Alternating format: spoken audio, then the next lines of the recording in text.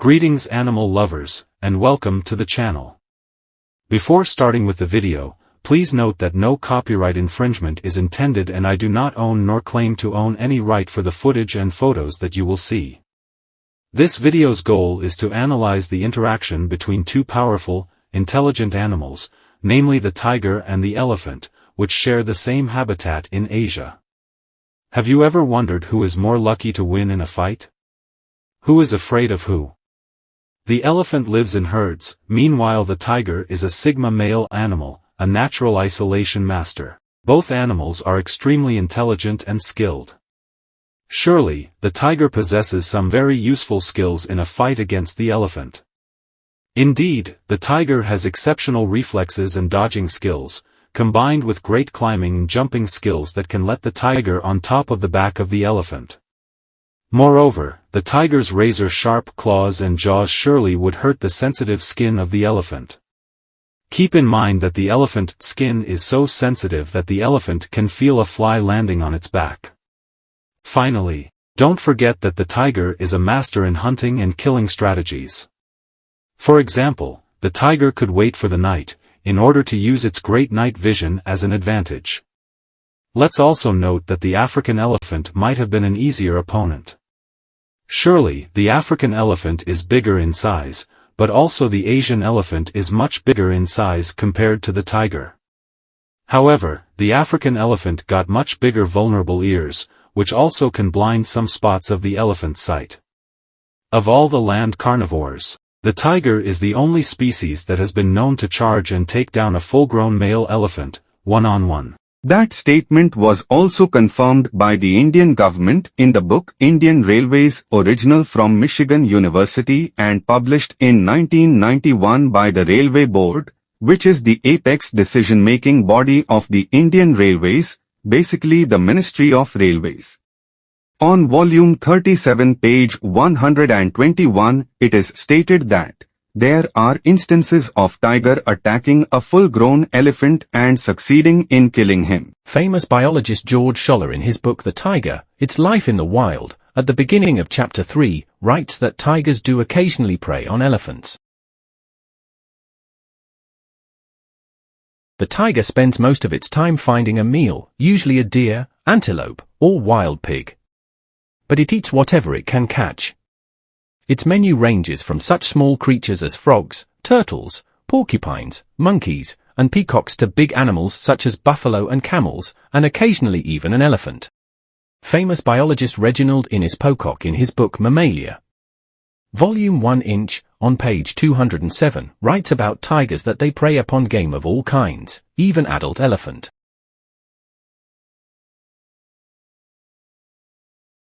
Famous zoologist Arkady Alexandrovich Slutsky stated in his book, Lord of the Jungle, on page 307, about Indian tigers preying on female and baby elephants.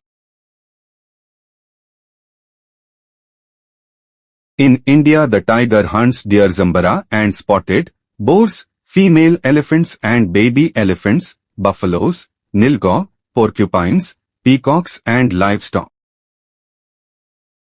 The director of the Chicago Zoo, Mr. de Vry, also claims that take a tiger in its natural environment, and there is nothing in the animal kingdom that can best it in a fight. An elephant, because of its great weight, might smoother the life out of a tiger if in an advantageous position, but it is too cumbersome to be a really dangerous antagonist.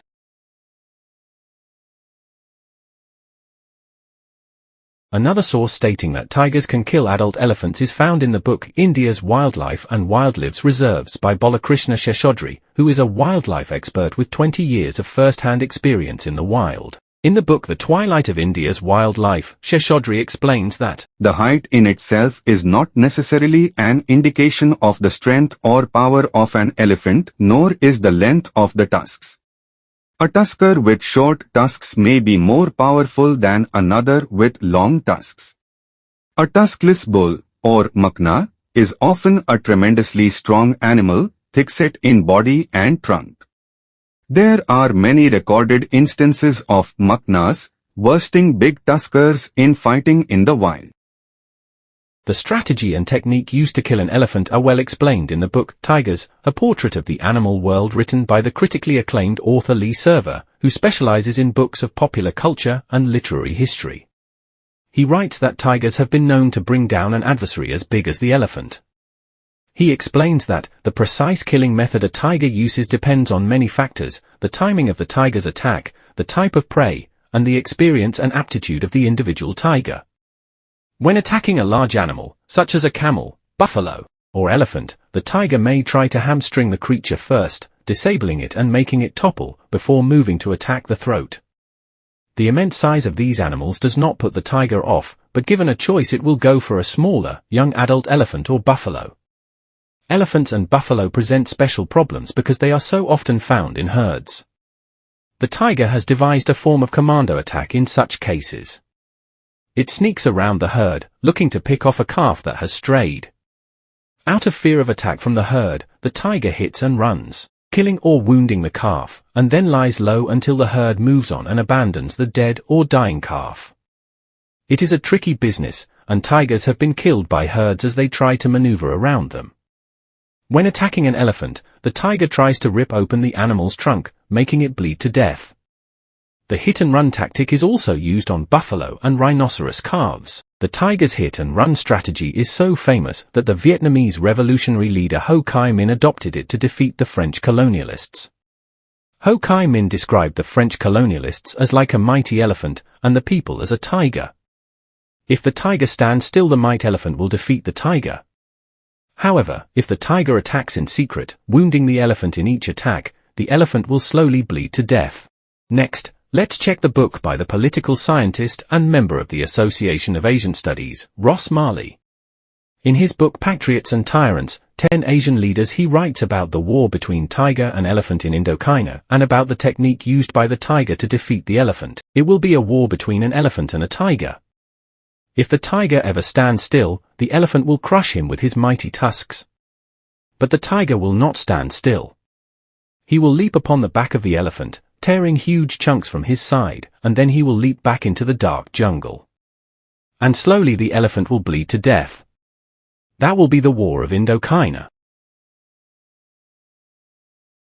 Especially in Indochina, where elephants used to be utilized in military as weapons, minor ethnic tribes, who were specialized in capturing and training elephants, had the traditions of testing captured male elephants by pressing one against a tiger. If an elephant survived the fight, it was considered ideal for battles. Needless to say, that it was a very tough training and some male elephants failed to pass it. However, the ones who succeeded, became of great importance on the battlefield. The exceptional training of Asian elephants is arguably the main reason why they defeated the African elephants during the Battle of Raphia in 217 BC. The Battle of Raphia was the first time that the Indian elephants fought against the African bush elephants. The battle waged near Gaza between the king Antiochus III and Ptolemy IV Philopator of Egypt. According to Greek historian Polybius, Ptolemy's African elephants could not bear the smell, sound, and sight of their Indian counterpart. The Indian elephants won that battle, and since then the Asian elephants are called Elephas maximus, which in Latin means the greatest elephants. So, back to the topic, would the Elephas maximus fear the Bengal tiger? How do these two powerful animals interact in the wild? In this photo we see a tiger walking in front of a herd as he couldn't care less, but clearly the elephants show alarm when a tiger is nearby. A recent study published in 2013 by Biology Letters compared the reaction of elephants to tigers and leopards' growl and found them to be very different. Let's have a look at this scientific study. The abstract reads, prey species exhibit anti-predator behaviors such as alertness, aggression and flight, among others, in response to predators. We examined the provocative effects of elephant-triggered tiger and leopard growls while elephants attempted to crop raid.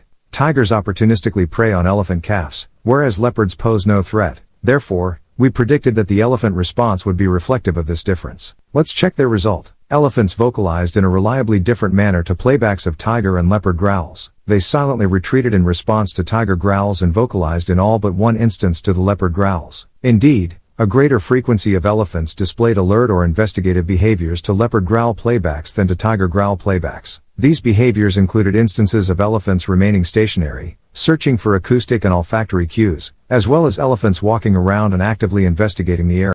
The dominant vocalizations in response to leopard growls, compared with the absence of vocalizing to tiger growls, were trumpets and grunts.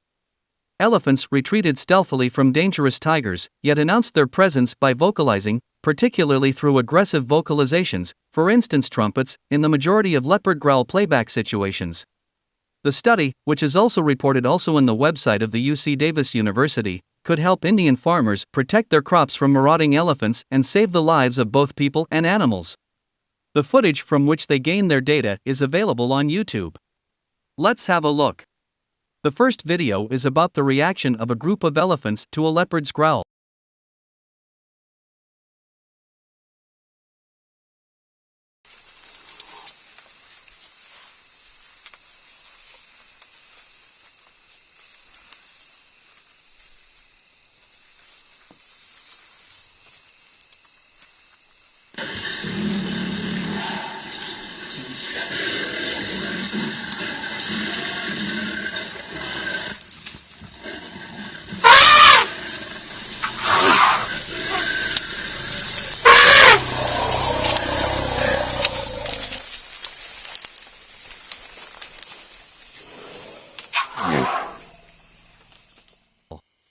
Now, let's have a look at the case of a group of elephants when they hear tigers growl.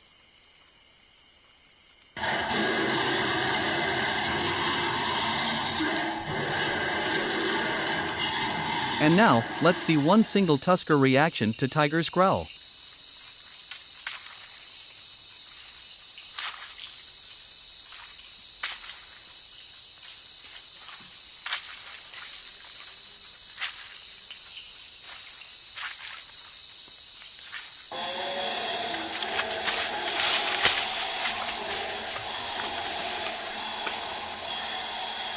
As you could see, Asian elephants are scared of tigers and retreat when they hear the sound of the feline's growl. This finding could mean another strategy for keeping crop-raiding elephants away from farmers' fields in India. However, there is another option, and that is using tiger's urine. According to an article published in 2007 by BBC News titled "Tiger Urine to Scare Killer Elephant," Asian elephant are even scared of tiger's urine. Let's read what BBC discovered. Forest officials in eastern India have advised villagers to stock tiger urine and excrement to scare away a killer elephant and his marauding herd. The elephant, named after Al-Qaeda leader Osama bin Laden, and his herd have trampled 7 people to death in the past 3 months in Jharkhand. Forest officials say elephants stay away from areas frequented by tigers. Elephants usually don't venture into the areas where tigers live. And the elephants can smell from faraway places, District Forest Officer Paritosh Upthaya told the BBC. Tribal villagers in areas where the rogue elephants are active have already begun going into the jungle to collect tiger excreta. These instructions have worked a bit as the numbers of deaths have been reduced, said Mr. Upthaya. So, I think we can safely conclude that Asian elephant are very scared of tiger, especially at night. Nevertheless, what would be the reaction of an elephant if it faces a tiger during daylight? Let's see some footage.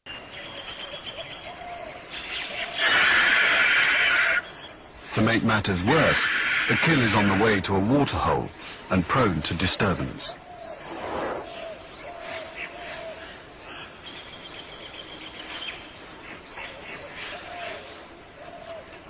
The bull elephant is short-sighted and can't see too well, but his acute sense of smell warns him of the tiger's presence.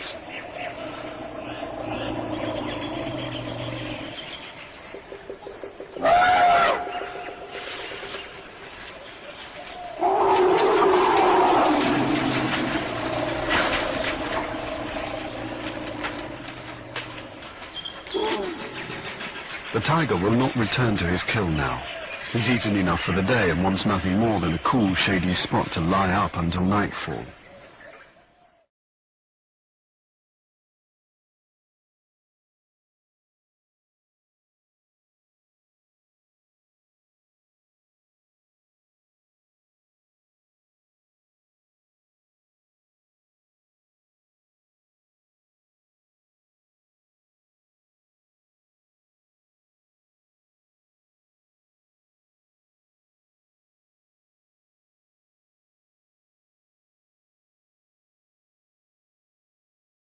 This elephant cannot cross the jungle for fear of the tiger.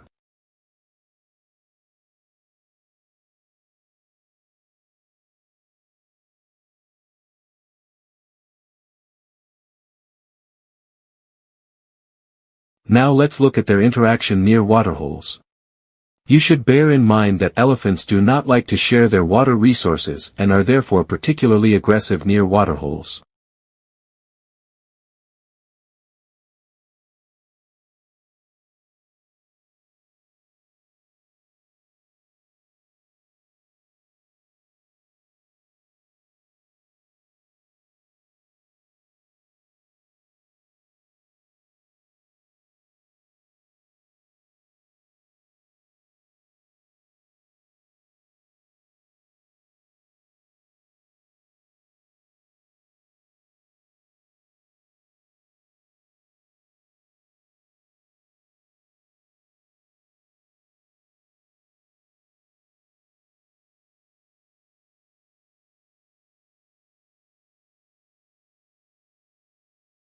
In this shot, we see a tiger blocking the path of an elephant.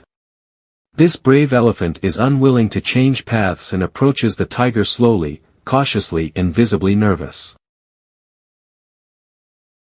The tiger waits until the elephant comes close and then decides to give way.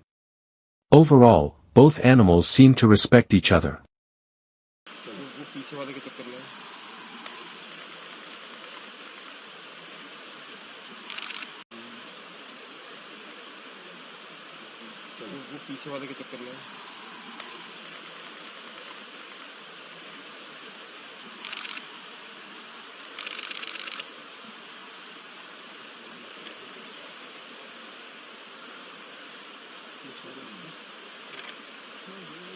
There are occasions when the tiger attacks the elephant, even in daylight. For example, when the tiger is in a hunting mood or when there are dangerous people on the elephant.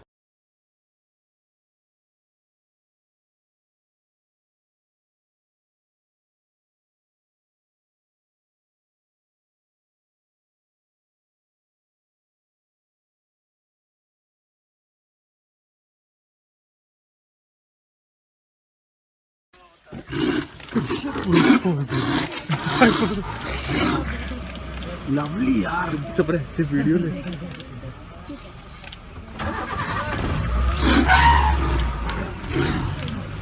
वाह my goodness at Kaziranga itself, so they were also with us. So the entire contingent went there to tranquilize the tigress, but unfortunately she leaped at us and launched a fierce attack on us.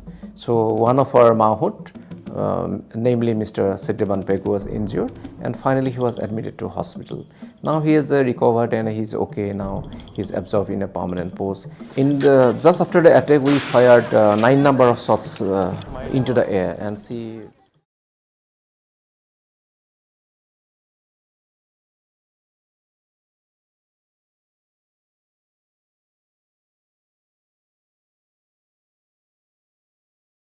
他们朝有猎物发出警报的方向搜寻，这种警报能暴露老虎的位置。幼虎的父亲查吉尔正在这里。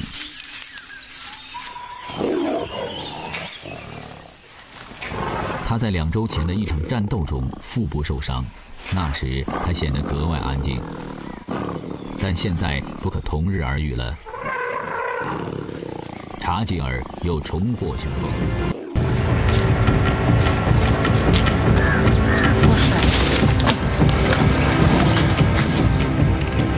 Two tigers are fighting. One of them must be the female we've been following. Another tiger has strayed into her territory.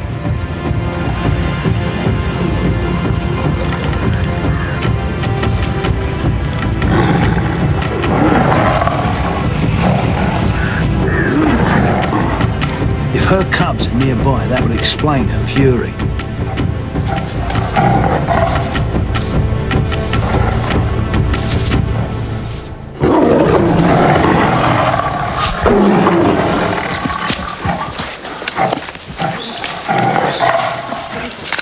The power of this animal is quite awesome, and here she is, just a few feet away. I'm glad I'm here with Chen Chung Kali. Oh, the first tiger. Oh, I must admit, the bottle did go. They are a bit fierce. Oh, our first tiger.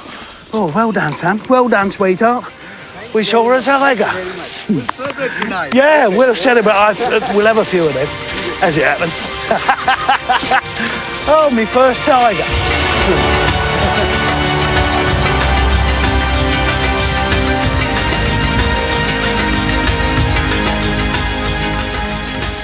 The magnificence of the tiger is beyond doubt.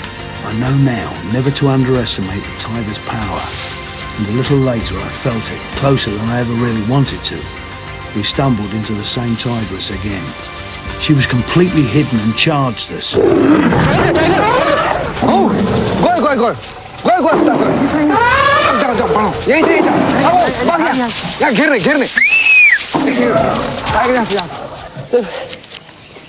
were going through the thing, and suddenly there it was, and it was going for us. It was literally going for us. It had a head. Well, it must have been as wide as this. I don't know if you saw it on the camera, but I've never been so scared in all my life, and that's it. I've had enough. I'm going home now. It's really scary.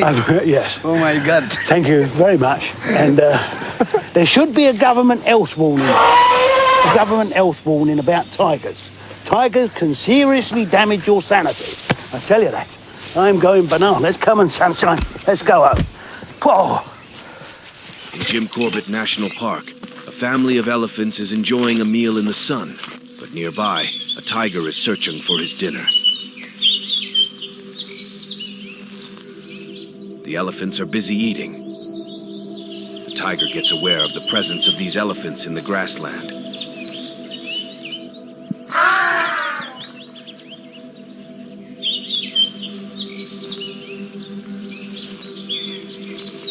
The tiger gets closer to the elephants.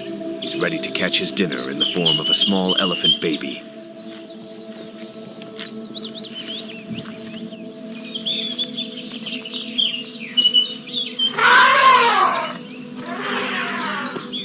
The leader of the herd got his smell and started running away from him. The elephants run away, leaving the tiger hungry and sad.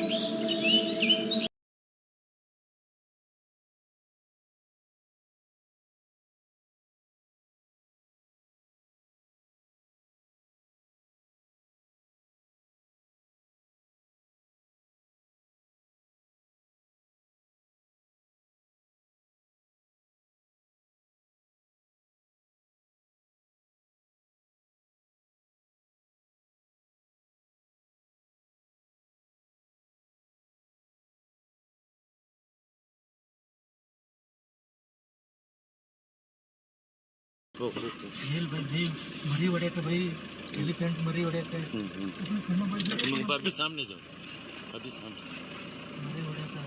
अरे tiger याने अडिक्किरது video பண்ணா கொஞ்சம் கடிச்சிச்சு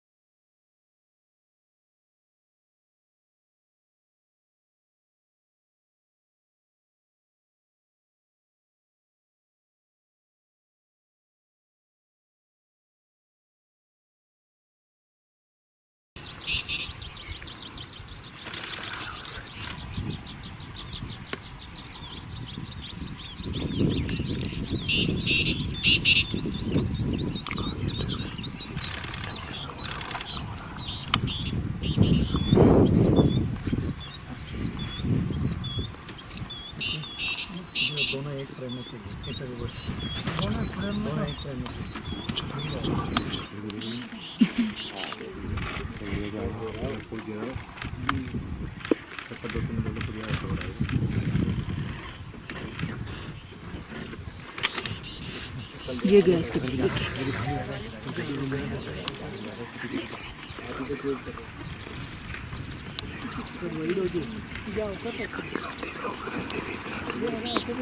किसी ने नहीं आता हाँ हाँ मैं कर रहा हूँ रिकॉर्डिंग में है अभी आएगा टक्कर पर आएगा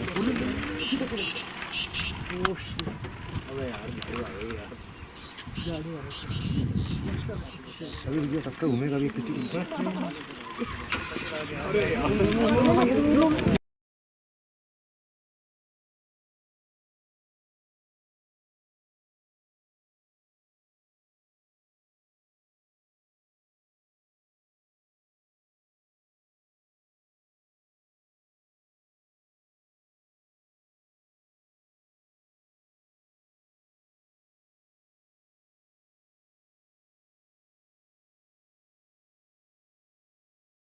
This image was taken by renowned wildlife photographer Rajoshi Banerjee, who added the accompanying description.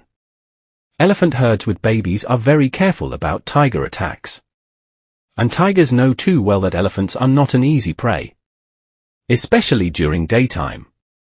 To my great surprise, a desperate Corbett tigress with 4 cubs to feed started stalking a big herd of elephants in broad daylight, causing utter panic and shrill trumpeting in the herd, and eventually causing the herd to bolt away. It was amazing to see how a single tigress could scare away a big herd of elephants. I was fortunate to witness this extraordinary predator behavior in the Bijrani zone of Corbett in 2015. This other photo was taken by wildlife photographer Abdul Shez, who captured it as follows. My dad always used to tell stories Tat he had experienced in Kabini, and Tat used to thrill me from my childhood. I had picturized Kabini in my own way, and when I had the Changto go tour, the place mesmerized me completely. On my first safari I was able to spot a tiger, backwater male. Until now I've been to Kabini for 30 times, and each time I was successful in spotting the tigers. It became the luckiest place for me to study about tigers. On one occasion I was watching for elephants which stood a couple of meters away. Then I spotted something crawling in the bush nearby, and was shocked to see a tiger there. It had laid and had one eye on the elephant calf. The time was 8 a.m. in the morning, and stood with its focus on the calf where spotted deers just behind the tiger, but it showed no interest in catching them. The tiger in order to catch the calf crossed the main road for almost 3 times, and I was witnessing a disciplined hunting skill of that tiger. It's rare for a tiger to chase elephants, but it was very bold and fearlessly, and it chased them for some time and even injured the calf back. And when the elephants no longer had the energy to run more, the tiger made its move and killed the calf, while the other elephants, including the mother, stood helplessly. Let's take a look at some other beautiful photos of encounters between wild tigers and elephants.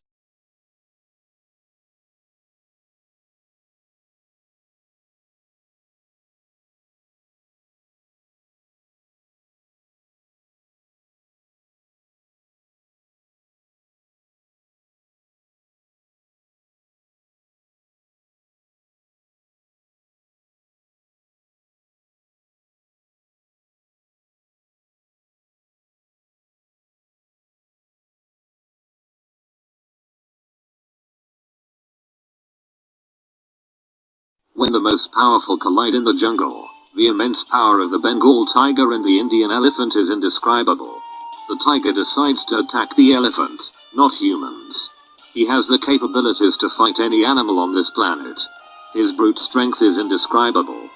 Elephant escaping is not unusual. He is in front of the wrong opponent who is ruthless, and if you are a giant, he will not hesitate to make a strong offer for you and also to overthrow you if he decides to sympathize. The hunters shoot the standing tiger 3 shots.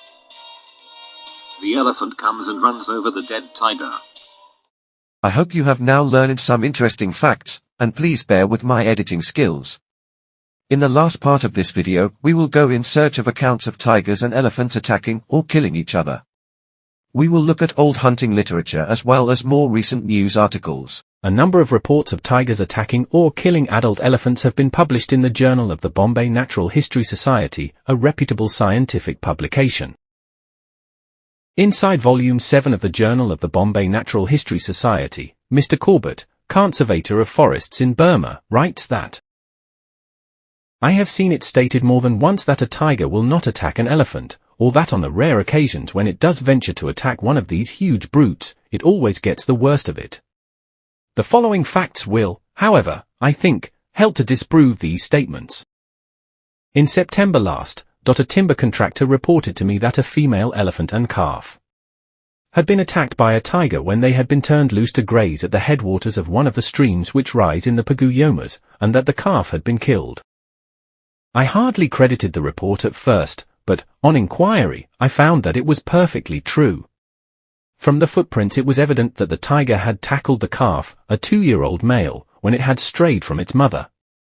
The mother had come to the rescue, but was unable to do anything and only got badly mauled by the hind quarters, and was apparently driven off. The calf was killed, and found partly eaten the next day. Shortly after, another attack on a contractor's elephant was reported. It was evident, from the marks on the ground, that the elephant, which was a full-grown female, had been caught when asleep, and when I saw it a week afterwards it still had dreadful marks on the top of its shoulders and in the center of the back, which could be the work of nothing else but a tiger.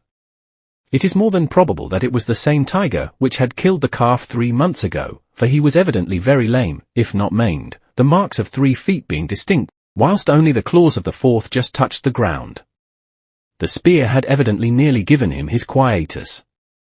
For days afterwards a tiger tackled another elephant, this time a big tusker worth over 2,000 rupee, which died 5 days after. In this case it would appear that the elephant was in a narrow and shallow nullah with steep banks. The tiger jumped from the bank, and was shaken off more than once, but returned to the charge again and again. The elephant, however, got off with its life for the time being, and was taken into the nearest village with dreadful wounds along nearly the whole length of its back, the points where the tiger had apparently concentrated his attack being the backbone about a foot in front of the tail. The tiger, I'm sorry to say, is still at large. The European in the district are all officials, and are too hard worked to spare time for a tiger hunt, whilst a party of Burman shikaris who have gone out, urged on by the offer of a reward, have as yet had no luck. In Volume 32 of the Journal of the Bombay Natural History Society, Arthur John Wallace Milroy, the conservator of forests from 1933 to 1936, reports of a tiger that attacked and severely mauled a full-grown female elephant defending her calf. I have known of a female that was captured, lacerated and weak from loss of blood and exhaustion, standing beside her small calf, which had been killed by a tiger, and there was no doubt that the tiger subsequently attacked the mother when she tried to drive it away. In Volume 36 of the Journal of the Bombay Natural History Society, Mr. J. E. K. Swain, a British Army lieutenant, reported the case of a tiger attacking a mature cow elephant in Malaysia. As promised, I am sending you particulars of an attack on a mature cow elephant by a tiger. The incident came to my notice the 15th of May of this year, when Mr. Davy, who is an elephant hunter and control officer in the Plas Valley, Perak, invited me to accompany him on his inspection of the patrolled rent ice or track beyond which it is the duty of the patroller to drive all wild elephants. This track, which is 13.5 miles long, lies on an average 5 miles from the cultivated land which it protects. This is by the way and merely explains the object of my trip.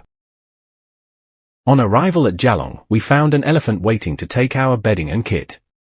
Mr. Davy drew my attention to a scar about 2 feet long stretching from behind the elephant's right foreleg and finishing up under her belly. He told me this happened about 6 months previously. Savage, the government geologist, had hired the elephant and stopped the night in the jungle.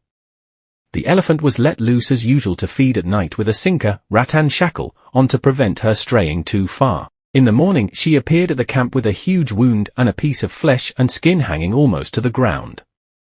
Investigation showed tiger tracks where she had been lying, and it was evident from an inspection of these tracks that the tiger had attacked her as she lay, probably clinging on with teeth and claws and tearing the flesh by its weight as the elephant got up.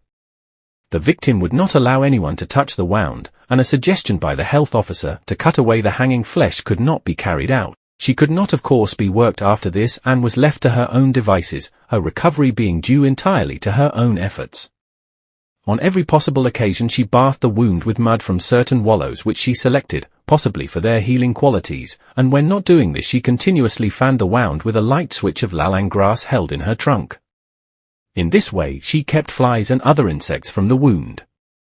The torn flesh gradually shriveled up and fell away, and at the end of 3 months she was fit for work again, a slight scar being the only evidence of what was no doubt intended for a murderous attack on her vital organs. The last report from the Journal of the Bombay Natural History Society is by Arthur Smithies, who was Chief Conservator of the Forest of Nepal from 1940 to 1947.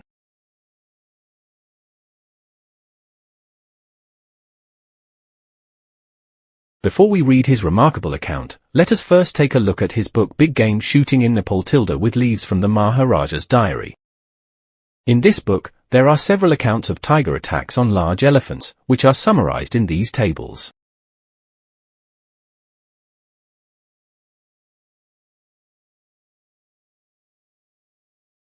Finally, in Volume 42 of the Journal of the Bombay Natural History Society, forest scientist Evelyn Arthur Smithies documented the account of a male tiger and a tigress destroying a very large bull tusker elephant in a fight that lasted 3 hours and was witnessed by several people. The fishermen, and the few dozen of inhabitants of the bazaar, heard the nerve-shattering roar of a charging tiger, and the fishermen saw a big male tusker elephant come out into the open river bed, being attacked by the 2 tigers. For 3 hours, the battle between the elephant and the 2 tigers raged up and down the river bed, in full view, in the moonlight, of the bungalows on the cliff. The bazaar inhabitants were so terrified at the appalling noise and infuriated roars of the tigers so close at hand, that they barricaded themselves in their houses and no one, except the petrified fishermen who were cut off, saw this awe-inspiring and unique spectacle. About 11 p.m. the noise died down, and the next morning the tigers had departed, but the dead elephant was lying at the foot of the bluff, within a stone's throw of a bungalow. The marks on the unfortunate elephant were very instructive. The trunk was quite untouched and so was the face except deep scratches around the eyes, and both eyes had been clawed out. There were terrible bites and scratches on the top of the head and neck, back and rump, and finally the throat had been bitten and torn open, evidently the coup de grace. These are the facts as told to me by the eyewitnesses and by the Tahsil officer who heard the battle and who had the job of getting rid of the body of the elephant. It is probable that the tiger cub was the cause of the trouble. He may have blundered into the elephant or gone sniffing around in curiosity and received a kick or a blow for his trouble, causing him to yelp. This would at once raise the maternal fury of the tigress, and the tiger would come to the help of his mate. The wound on the elephant give an indication of the tactics of the tigers. It is clear that no frontal attack was attempted, or the trunk and face of the elephant must have been mauled. Probably one tiger threatened or demonstrated in front, enabling the other tiger to leap on the back, an easy leap for a tiger, and start biting and scratching. It was probably shaken off several times, but again returned to the attack. At some stage of the fight, one of the tigers must have managed to jump or crawl onto the top of the head and from that position to have clawed out the eyes. Perhaps deliberately, for it seems a natural instinct of the cat tribe to go for the eyes. One can image the poor blind elephant, tortured with the fiendish laceration of its back, stumbling along in agony over the boulders and rough ground, falling ultimately over some low bank and exposing its throat to a hellish mauling from the other tiger, and dying from loss of blood or severance of its windpipe. Truly the tigers took a terrible revenge for any possible injury to their cub. To this report, the editors of the Bombay Natural History Society journal added a note saying that encounters between tigers and elephants occasionally occur. Mr. Corbett, writing in our journal, Volume 7, page 119, gives 3 instances. 2 deal with attacks on female elephants. The third records an attack on a big tusker, which was so dreadfully mauled along the whole length of its back, that it died a few days after. As is usual with big animals that cannot be easily mastered, the tiger's attack in the 3 instances reported by Corbett was not frontal, but directed from the rear, the tiger biting into the hind quarters, back and shoulders. In the instance reported in our journal by Mr. Swain, volume 36, page 983, the tiger's attack on a cow elephant was directed to the belly and underparts. This change from the usual method was probably an adaptation to the circumstances. The tiger is a versatile killer and follows no stereotyped method in his killing. The same incident reported by Smithies can be found also in the book Jungle Law by Jim Corbett.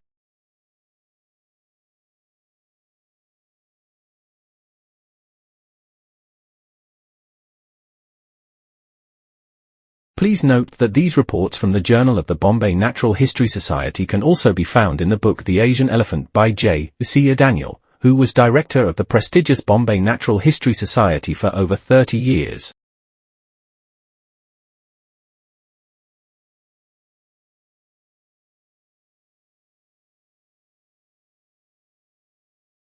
He also quotes the following on page 71 when talking about the elephant's sense of smell.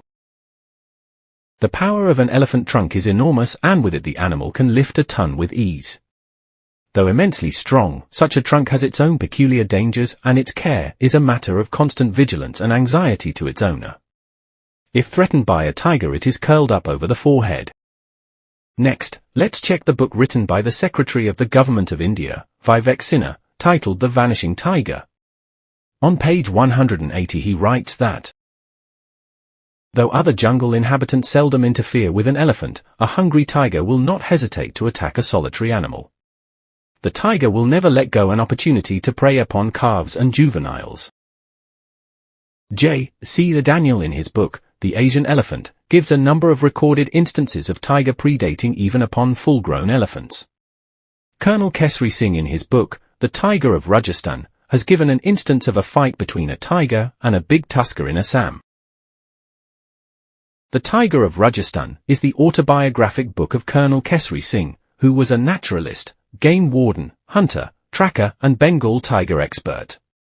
He and his party witnessed the episode of a tiger killing an enraged bull tusker elephant in a head-on battle in Assam. He called that episode Death by 1,000 Cuts. Here is a photo of Colonel Kesri and a description of his party. In addition to the Maharaja and myself, the party consisted of a lad called Surji Io Shatol and 2 military officers, Colonel Bo Sahib and Captain Sultan Hussain, he who shot the bold tiger who seized his elephant's tail.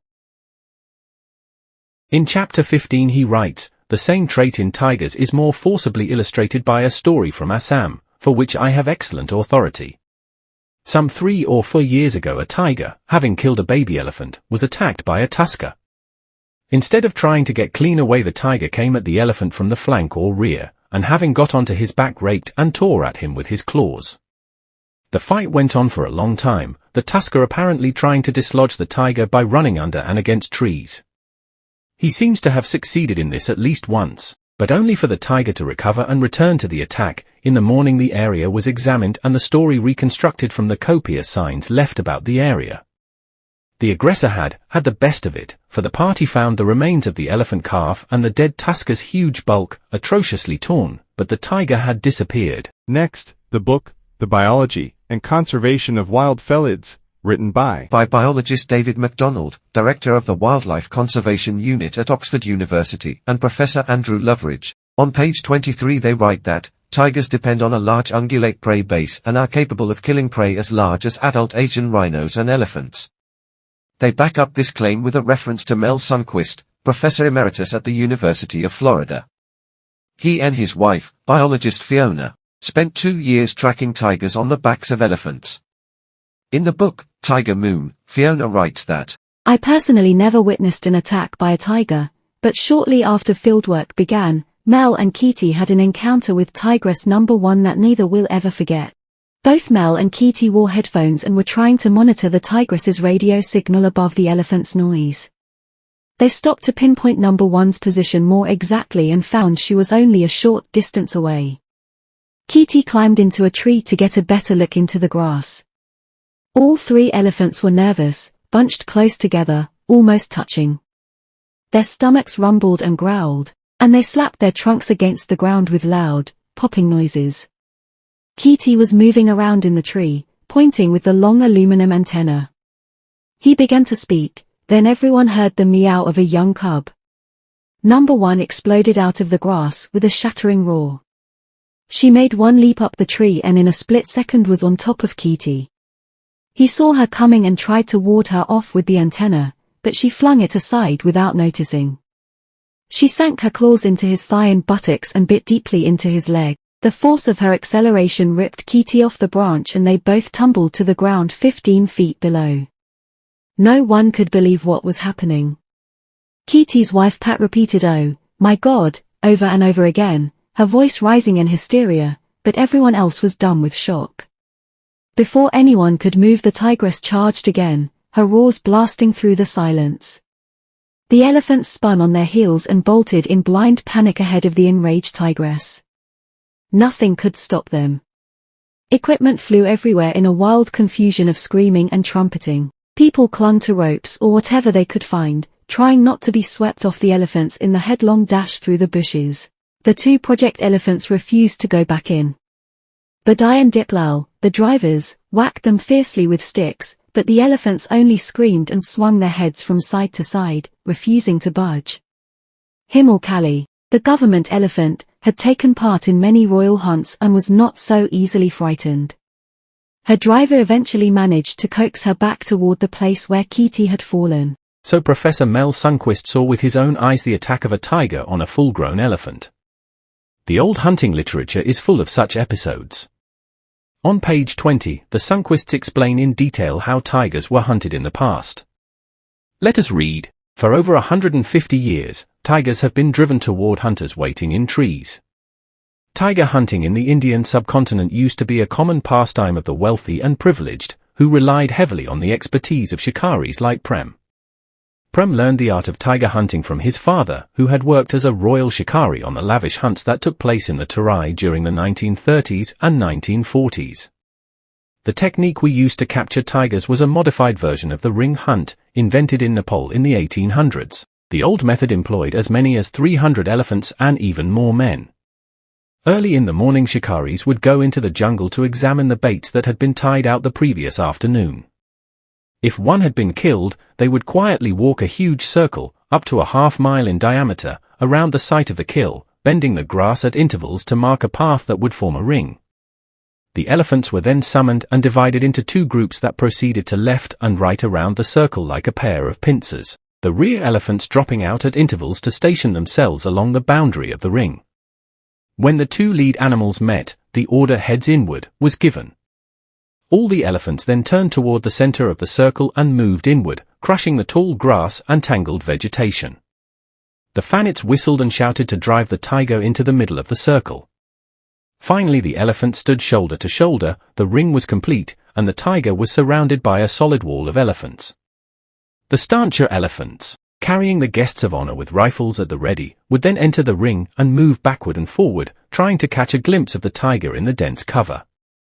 As many as 4 tigers were sometimes surrounded in the same ring, and the rumbling and trumpeting of the elephants, the excited shouts of the mahouts, and the roar of the cornered tiger charged the air with excitement. In his book Big Game Shooting in Nepal, E. A. Smithies cautions would-be participants that this is not a sport for bad shots or hasty excitable people, and so it wasn't. In an effort to escape, tigers frequently charged the surrounding elephants, leaping onto their heads only to be shaken off again.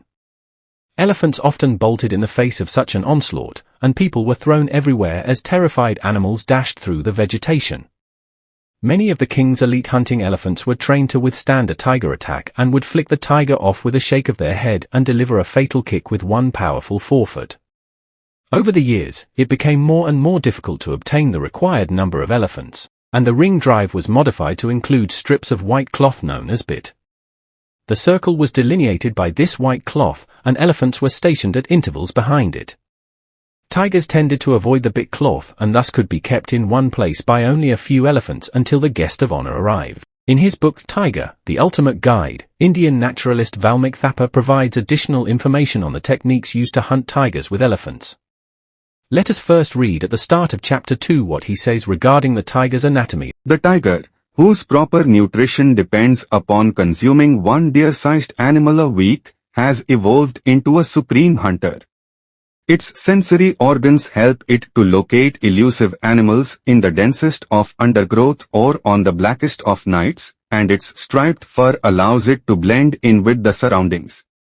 The tiger's padded paws permit a stealthy and silent approach when stalking a potential kill, and its skeleton and muscles provide the strength and speed necessary to catch prey as big as an elephant or as small as a grasshopper. A strong jaw and razor-sharp teeth can deliver a quick death, tearing tough hide and slicing through raw meat.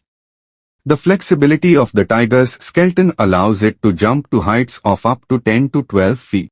Elephants were trained to encircle tigers so that hunters would have a chance to shoot them, as this Samuel Howitt illustration shows. The cornered tiger would frequently leap upon the elephant's head to attack the humans before being shot at close range.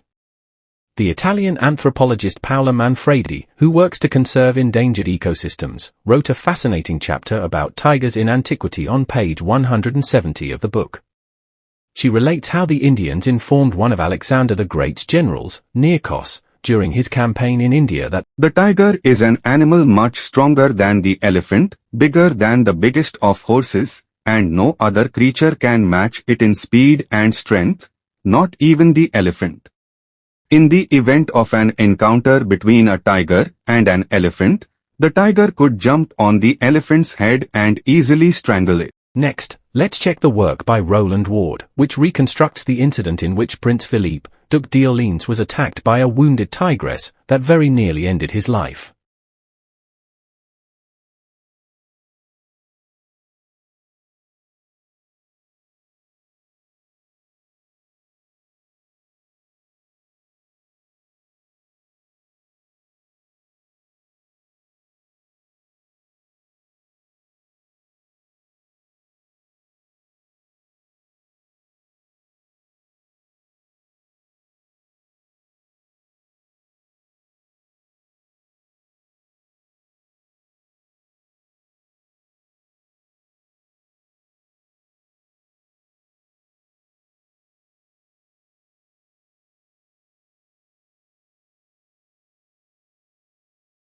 Let us now turn to the book Big Game Shooting in Upper Burma.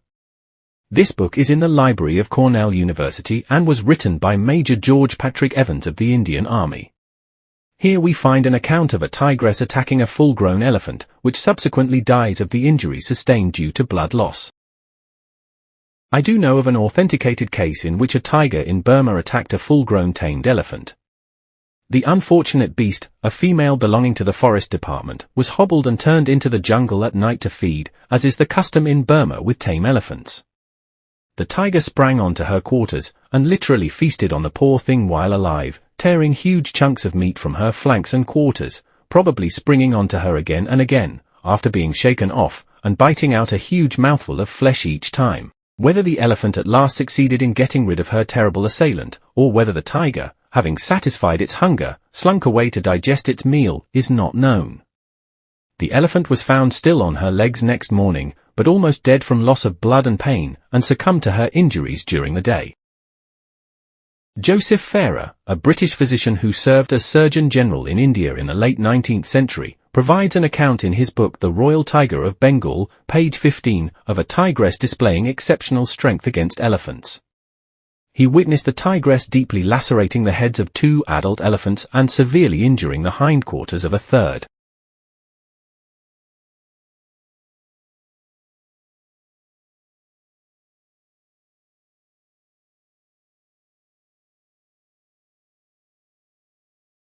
In a similar vein, on page 46, Farrer describes another incident involving a tigress that single-handedly incapacitated a large elephant. On one occasion I remember to have seen a tigress pull a large elephant down till her head almost rested on the ground, simply from the intense pain caused by the implanted claws. The tigress was partly shaken, partly shot off the elephant's head and killed.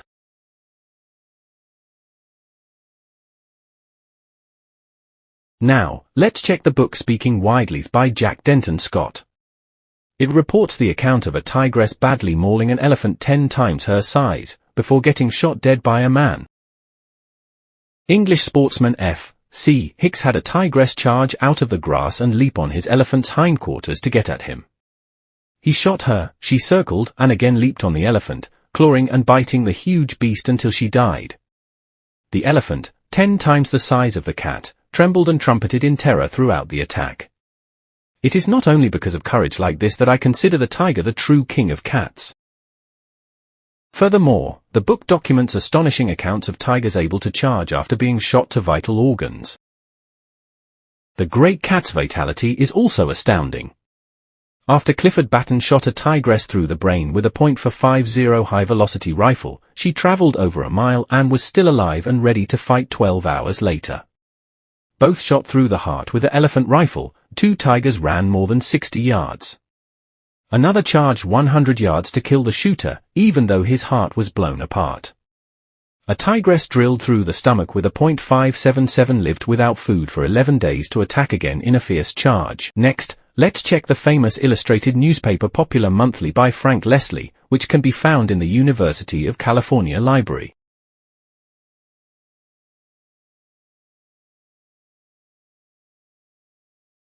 Tigers have been known to spring clear from the ground into the howdah, but such instances are rare.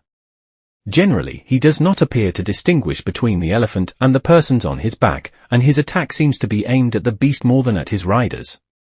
Elephants are very fearful of tigers, and always show more or less alarm when in their vicinity.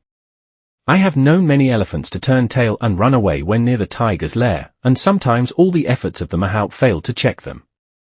Not infrequently they run under the limbs of trees in their flight, and the howdah and its occupants are brushed off.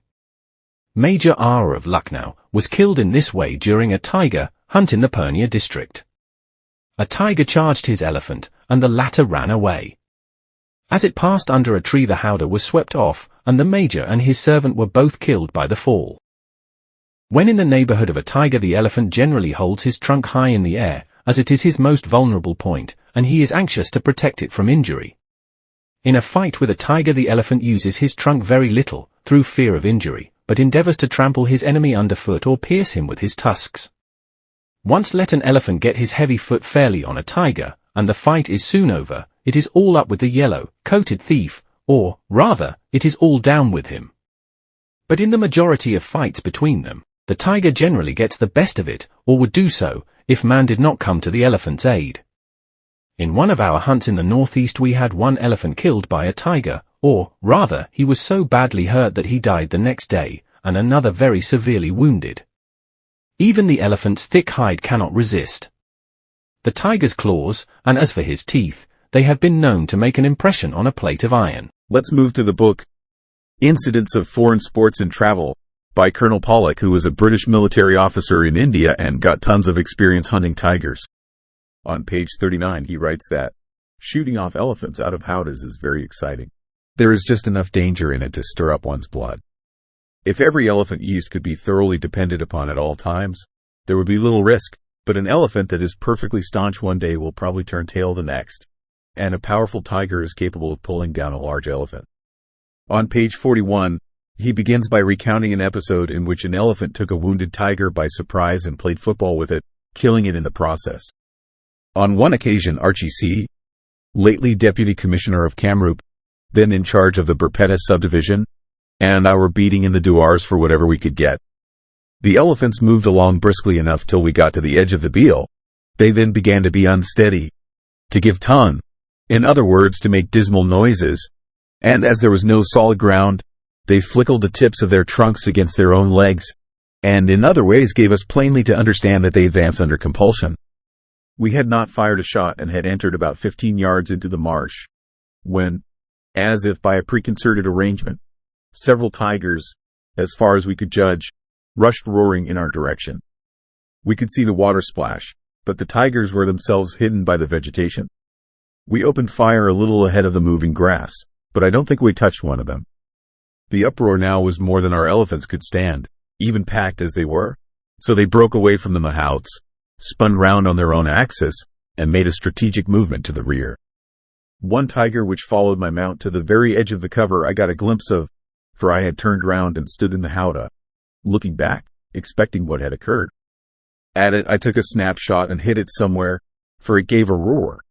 This was a bit of luck, of course, as no one could be sure of killing an object even the size of a tiger when carried along at racing speed.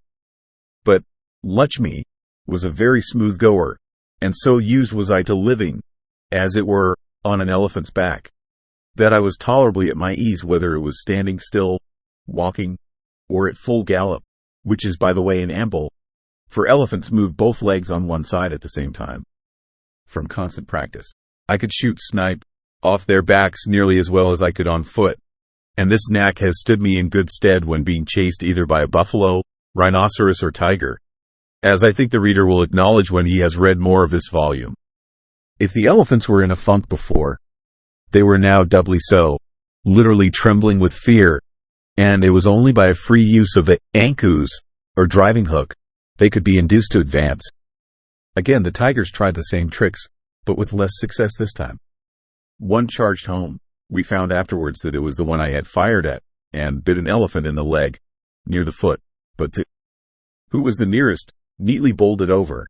The others, finding our phalanx unbreakable, wheeled off to the right and left, and took refuge in a nasty boggy part of the Beale, into which the elephants could not penetrate. Fortunately C had some rockets and other fireworks with him, and after discharging a few infernal machines, we started the game afresh. They did not attempt to leave the marsh, as the country on our right side was open, and on the other our elephants had trodden down the grass, so that there was no cover for them to hide in if out of the quagmire. C now went to one side of the Beale and I to the other, where I was on pretty firm ground. Everywhere we beat about, but could not see a sign of a tiger, and there ought to have been one, if not two. Getting out of the swamp, I halted close to a bush, to watch C. I saw him raise his gun and fire, over the side of his howdah, and the next moment a tiger sprang clean off the ground, and seized hold of the lower bar of it with both teeth and claws. There was a crash, the elephant fell onto its side, sending C and the mahout flying, and then there was the devil's own hullabaloo where the mass of flesh was struggling. I was glad to see the bipeds pick themselves up as I started for the scene of the accident. On moving off, a sound made me turn round, and from the very bush by which I had been standing for 5 minutes or more, out rushed a tiger. I fired in such a hurry that I am ashamed to say I missed with both barrels. Before I could get to the fallen elephant, a huge mukna, a tuskless male, he, after moving his legs up and down like a pendulum, recovered his feet, and immediately commenced to play football with the tiger, kicking it forward with a hind foot, and throwing it back with a fore. If the brute had not been dead, he could not have long survived such treatment. We had to take 2 female elephants, one on either side of him, before we could pacify him and get him away. The only wounds he had on him were the claw marks of the tiger's hind legs, by which he had clung to the elephant's belly. The howdah was smashed to bits. One of C.'s guns had a broken stock. So, considering all things, the elephant and the 2 men escaped wonderfully well. On examining the tiger, we found almost every bone in his body broken, for he was literally kicked into a jelly. C's last shot had caught the foe fairly in the chest, passed through the lungs and stomach, and made its exit close to the rump. If the elephant, who was standing on a declivity which gave way, and caused him to fall, had not squashed him, the tiger must have died of his wounds. On page 395, Colonel Pollock narrates another interesting incident, this time involving a big powerful tusker. Let us read. The mahout was a Mussulman, and as such a fatalist, he had seen me kill much game. Very few of these men are cowards, and if they have confidence in the shooting powers of their master, they are almost foolhardy. I did not doubt the man, but the question was, how would the elephant behave? He was a big powerful tusker. Still, he would not go into the bush, but we were saved all further trouble by the tiger rushing out. The elephant spun round to bolt, but the feline was too quick for him and sprang onto his hindquarters and commenced to clamber up rather too close to the howdah to be pleasant. Our steed went off at full speed. How he did run, to be sure. I had no idea he possessed such a nice turn of speed. I was rather upset by this sudden onslaught, and the pace we were going at. The tiger had his head close to the back seat of the howdah and intended going for me, but I am well accustomed to riding elephants, whether at a sedate step or at a gallop. It is ambling, of course, for no elephant can gallop, but they can go at their own pace nearly as fast as an ordinary horse can go his fastest. It did not take me more than a couple of seconds to turn round over the back of the howdah. with the barrel almost touching the tiger's cranium. I fired, and he fell off all in a heap. Another incident is narrated by Lieutenant Colonel Reginald George Burton, who was a keen big game hunter specializing in tigers. In his book, Tiger Hunters, he recalls about an elephant afraid to face a wounded tigress. The elephant was sent round with a man and a supply of stones on her back, and the tigress charged out when stones were thrown. With a succession of coughing roars, she sprang onto the elephant's head, and having a broken arm, was shaken off while the elephant, trumpeting loudly, crashed off through the forest. But this gallant tigress pursued and sprang onto the retreating elephant's hindquarters, only to be kicked off, when a shot in the flank sent her back to cover. Here we soon found her in an exhausted condition, and finished her off, but by this time the terrified elephant had fled back to the tents and had not stopped on the way. The Maharaja Sir Madho Rao Scindia of Gwalior writes in his book, A Guide to Tiger Shooting, a clear warning to the young sportsman not to let the elephant get too close to the tiger, even if the tiger is wounded. When a wounded tiger is to be tracked on an elephant, it is right that the advance should be made cautiously in the direction the tiger has gone, taking care that the elephant is not taken too close to the tiger. Otherwise, the danger is that the elephant might be mauled and spoiled for good for tiger sport. It is advisable to put buffaloes or goats in front of the elephant, as by this means the wounded tiger will be located with ease and without risk. From one Maharaja to another, we now come to the book, 37 Years of Big Game Shooting in Cooch Behar, the Duars, and Assam. This book was written by Maharaja Nripendra Narayan of the princely state of Cooch Behar in India. Let us first take a look at the photos of the elephants that the Maharaja used for hunting tigers. Keep in mind that those are the elephants that got badly mauled by the tigers. On page 4 it says, the second largest tiger bagged during the shoot. He measured 9'10", as he lay, proved a splendid fighter. Charging among the elephants, he mauled several badly before he met his death. On page 14 the Maharaja writes that, here our party ran into a tremendous fighter, in the shape of a tiger, for which at the time we were absolutely unprepared. All were quietly looking about for peafowl, when, without the slightest warning, up jumped a tiger, Neller, who had only No. 5 shot in his barrels, let fly at him, and Thomas, who next came on him, found him savage enough. The beast lost no time in charging, and very nearly made it good. As it was, he got onto the elephant and made a big hole in his ear before he got his quietus. On pages 19-20 there is the account of a single tiger badly mauling 7 adult elephants before being shot dead. One of the tigers showed tremendous sport. The first day he got away altogether. However, we got onto him again on the second and bagged him, but not before he had badly mauled 7 of the elephants.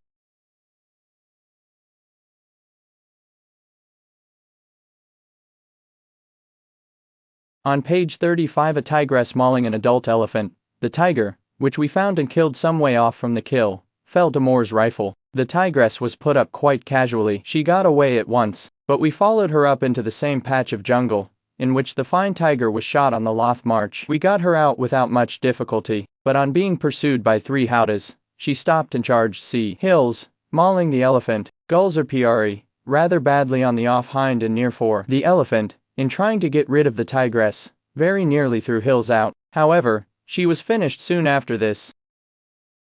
On page 49 another tigress, this time biting badly over the elephant's eye. On page 60 the story of 2 tiger brothers mauling adult elephants, including a big tusker named Kennedy. At first things did not look at all promising. The jungle was so small that I really expected nothing out of it at all. No sooner, however, did the beat begin than a shot told me we had found. Almost immediately after a second tiger got up right beneath my elephant, but I was so intent looking out for the first one, that I did not notice the second, and this one led us a rare dance. Before we had done with him, Bignell hit him but too low and far back to stop him.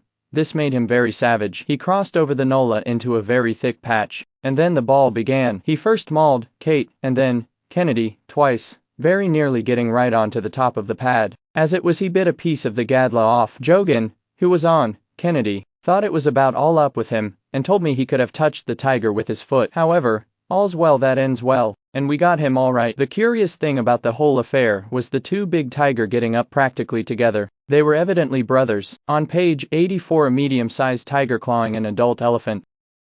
The second day after this at Barahamua we bagged a medium-sized tiger, remarkable for nothing but clawing an elephant.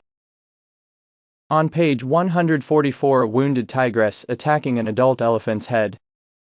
Early next morning Ashton woke me up to tell me that Bully Shikari, who had gone out to see the kill, had come across the tigress in a small patch, about twice the size of my tent. We got on pads at once, there being no time to put on howdahs, and went out. Beating through the patch the first time we found nothing, though one of the mouts fancied he saw something moving in the grass. We then beat back and this time she broke forward all right. Several shots were fired and she was certainly hit, but she still kept going until we lost sight of her in the burnt grass. As we were looking about, suddenly Dick Cunningham came right on top of her, and before you could say, knife, she was on the elephant's head, striking at the mount. Fortunately the elephant managed to chuck her off, and McCabe finished her on the ground. She was a good-sized tigress, measuring 8'8" in total length.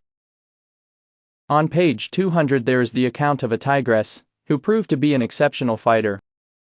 We found a real good fighting tigress close to camp on the 9th. The day before, we had seen a dead cow, and we started operations by inspecting the place. I saw pug marks and fancied they belonged to a tiger, and not to a leopard as some thought. The first 2 beats were blank, and we then tried a small patch, on the other side of the Nola, out of which a tigress came out. 10 Ezra. He fired, and on receiving the shot she charged at once, Ezra's elephant swinging round and making off. The tigress then swam the Nola and Burgess and Ashton got shots at her, as she was crossing. Believing the beast was wounded and meant mischief, I only sent on 4 guns as stops, joining the line myself, with Smythe, Paree and Ashton. We hadn't gone very far when I heard a roar, and the next moment elephants were flying round in all directions. Unfortunately she had singled out a pad elephant on which to wreak her vengeance, and she got well home on him, giving him a nasty bite over the eye. The elephant carried her on his head for a few seconds, and then chucked her off. She next began charging the elephants indiscriminately, and presently came in my direction. I had her carefully covered with my 450, and was just on the point of firing when my elephant suddenly turned tail, and went for dear life, I holding on all I knew. After a bit the mount managed to get my beast back, and as I did not want any more elephants mauled, I called in all the howdahs, and forming line moved towards the place she was last seen. I was beginning to wonder if she had managed to sneak off, when, with another roar, she went for Paree and actually scratched old Sagaria on the trunk before Paree dropped her. For her size, 8, she certainly took a lot of beating as a fighter. Finally, on page 380 the Tusker Kennedy got mauled again. The first beat was on the Jury River, east of camp, and in it the tiger, which by the way was supposed to be a leopard, got through the guns. The second beat put him up again, and this time he was full of fight and succeeded in mauling Kennedy. Then he disappeared, and it took a third beat, in which he mauled another elephant, to make him break cover. Jit and James eventually finished him. Next, the book, In the Grip of the Jungles, by George Hogan Knowles, a writer by profession. The book is about his experiences in British India. Knowles has to be taken seriously. Let's read the preface on page 9. If there is a man fully equipped to write a book, it surely is this author, who has spent over 30 years roaming in that wonderful land. He has left his footprints everywhere between Bombay and the topmost heights of the mighty Himalayas. He has trodden the unknown ways of the jungle, and lived the life of the people. Knowles witnessed fights between wild animals, and saw large tuskers fight tigers. The first impressive fight is on page 26-27, where the elephant managed to defeat the tiger, although the tiger was already wounded and exhausted. Mrs. B now motioned her head towards the plateau. At that instant the tiger sat down, and as he did so, I saw to my surprise, a female elephant with a calf, coming down the pathway to the stream below. Then another elephant followed, and then, to my complete discomfort, an enormous bull elephant, with a formidable pair of gleaming tusks, slowly felt his way down to the stream, where the other elephants had begun to splash themselves with water. Then, suddenly, events came crowding together, crammed into so short a space of time, that scarcely a breathing interval in which one might hope to collect one's thoughts, seemed to have been granted by Hanuman, and by the gods of darkness and thunder. All nature seemed disturbed. Towering over the great jungle, colossal trees like solemn chieftains bowing in silence before the sullen mood of a capricious empress dipped their branches in obedience, lest a leaf should flutter, and rouse the ominous stillness. Under the mantle of gloom, the elephant herd froze like black boulders, and the tiger crouched lower. The danger of Mrs. B.'s position struck me instantly. The Dalbergia Sisu, an inferior rosewood tree, being peculiarly brittle and shallow-rooted, is very liable to be blown down in a violent storm, or to have its branches torn off. I was therefore, now, as much concerned for Mrs. B. as she was, apparently, for me. Suddenly, a blinding flash of lightning, followed by a terrific crash, seems to shake the darkening glen. It seems as if a shell hole must for a certainty have been gouged out somewhere close by. A distant tearing through timber approaches nearer, and a wind sweeps through the grove, then dies down. The tiger rises, turns right about and, with long, crouching strides, makes straight for my anthill. My thoughts are surging. Can the monster possibly have my cover in view? Does Mrs. B suspect it? Her rifle is up. The tiger is passing the tethered buffalo, who, with head down and a front leg, awkwardly hitched up, is following the great cat's movements. As I bend forward to do a bolt, a flame suddenly shoots out from the mackin,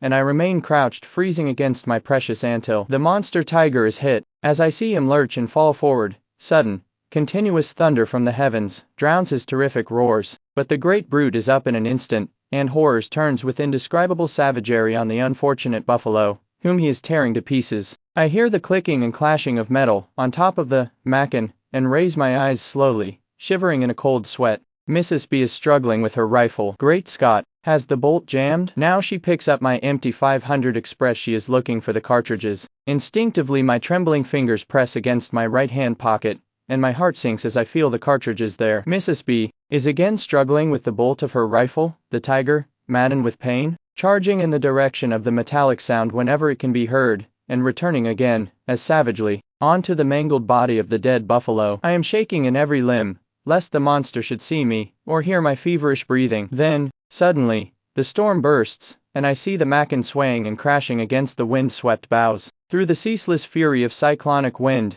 and darting streaks of molten lead, the tiger's awful rumbles and roars of pain and anger can be heard, piercing the glen carried to the elephant herd hugging their calf. For, suddenly, as the floodgates of heaven open, through the lashing torrents of rain, I see the great bull elephant striding uncannily towards us, across the open glen, shaking his huge head and tusks. Heavens, I feel dazed, benumbed. Mrs. B is clinging to her tree for dear life. Suddenly our two rifles come crashing down, and the tiger, now beginning to stagger, lurches forward in hideous rage, to maul anything he can get, but his arch-enemy, his disputant to the jungle throne, is on him. So rapidly has the tusker come up, almost under Mrs. B, as heaving tree, the fierce elephant a phantom, a nightmare. In the misty spray of drenching rain, that rebounds off him, charges the wounded tiger, in a blood-curdling manner. The striped monster swerves round towards my anthill, but staggers, and turns sharply with a roar, heading for the open glen. As he passes me, I catch a glimpse of blood pouring down his shoulder. With short, lurching rushes,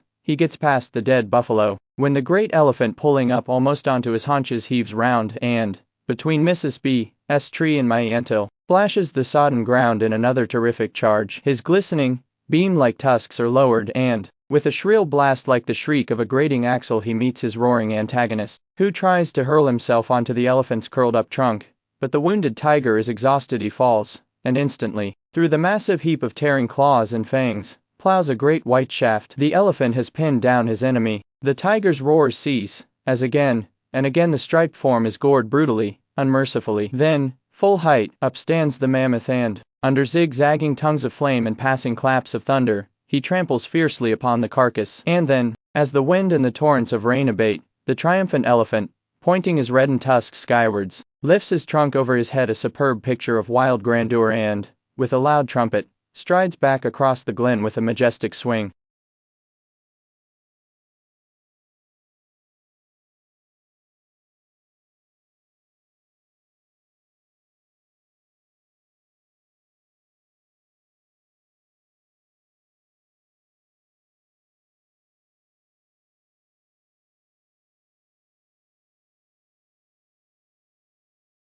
On page 65-66 there is another story of a tusker defeating a tigress, although the tigress was already badly wounded. The two boars were on their mettle, and kicking up clouds of dust. Suddenly there was a yelp like a war cry from the dozen or more dogs present, and they rushed upon the pig. For a moment the sturdy defendants seemed to be entirely overwhelmed, but with the burly obstinacy of their race they ripped to the right and left, trying to push forward at the same time. Two dogs were actually carried along a short distance, on the back of one of the boars, while some 2 or 3 dogs were lying on the road boars to combat. It seemed evident that the boars would soon be borne down by the little bloodthirsty creatures, when suddenly one boar broke away into the high grass, on the far side of the road. Some dogs followed, but after a short interval they came racing back. This struck us as being very strange, for the wild dog has no mercy, and will run his victim down to death. Suddenly bright crimson rays shot across the grassy plain, from the great fiery globe that reddened the eastern hills, and hung over their summits. Surrounded and torn by the merciless dogs, the poor boar on the road had his head poised up in the agony, as it looked, of a last effort. We decided to shoot at the dogs in order to save the poor pig. The elephant on which the Ra and I were riding suddenly became restless, and up went Major B.'s rifle, but, before he could fire, we saw the mount quickly grip his arm, and point to the right, into the grass, over the struggling mass below. Major B.'s rifle went up again, and we followed the direction anxiously, but could see nothing in the dense high grass. A few seconds and a tongue of flame darted out of the cold steel barrels with a crash, followed, to our great surprise, by the deafening roar of a tiger. The red dry grass in front of us is immediately a rustling and shaking expanse of stampeding animals, and with the exception of a few of the bolder dogs, standing at the edge of the road, and panting with their tongues lolling out, looking fiendishly at the poor boar, all have disappeared. We hear the loud savage growls of the tiger continuing, and we move in that direction. We push our 2 elephants over the forest line, where some dying dogs are struggling beside the collapsing boar, and have moved forward about 100 paces through the thick grass, when in a small open clearing we suddenly come face to face with the tiger, hit apparently by Major B.'s shot, in a death struggle with the boar that had escaped. We could now understand the reason why the dogs that had followed him had so promptly returned. Both the tiger and the boar seemed to be badly wounded, and in pain and rage are tearing fiercely at each other. In the surprise of the moment our elephants swerve badly, but the mounts are plucky, and know what to do, handling them firmly and silently. It strikes us instantly that it is a tigress, from her size and general conformation. She is on top of the boar, who throws her off suddenly, with a wonderful exhibition of strength, rushing forward immediately, and ripping her terribly in the bowels. With fierce gasping roars in rapid succession, the tigress springs again, but she is facing us, and we are immediately seen. There is no possibility of a shot from off our turning and twisting elephants, and now as quick as the sweep of a sharp-edged blade she leaves the pig, and we see the gorgeous flash of black and red, flaring in front of us, while a few chance shots pass wide of the mark. Instantly before we can realize what has occurred, she alights on the trunk of Major B.'s swerving tusker. As her huge open claws and teeth are embedded in the frantic elephant's soft flesh, a loud shriek of pain escapes him. The tigress seems to be clinging savagely just below his forehead, and the mount,